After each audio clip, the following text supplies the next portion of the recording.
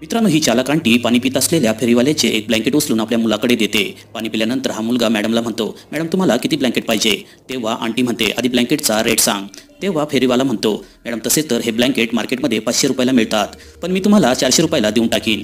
तेव्हा आंटी म्हणते, 400 रुपयात 2 ब्लँकेट देत असला तर दे, नाही तर इथून निघून जा। नंतर हा फेरीवाला इथून निघून जातो।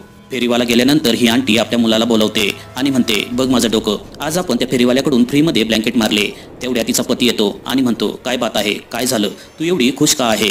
तेव्हा आंटी म्हणते, आत्ता फेरीवाला आला होता आणि मी त्याचे ब्लँकेट मारले। तेव्हा मुलगा म्हणतो, आई तू ग्रेट आहे, आज तू फेरीवाल्याला 400 रुपयाचा चुना लावला। तेव्हा हिचा पती म्हणतो, पण तू हे कसे केले? तेव्हा आंटी म्हणते, आम्ही त्याला पाणी दिले आणि त्याचे लक्ष जसे विचलित झाले तसे मी त्याचे ब्लँकेट मारले। पण आता हिच्या नवऱ्याने आपल्या पत्नीसोबत जे केलं ते बघण्याच्या अगोदर व्हिडिओला एक लाईक आणि चॅनलला नक्की सबस्क्राईब करा आणि कमेंटमध्ये जय माता रानी जरूर लिहा। शेवटी हा मुलगा या गरीब फेरीवाल्याचे ब्लँकेट वापस करतो आणि त्याची माफी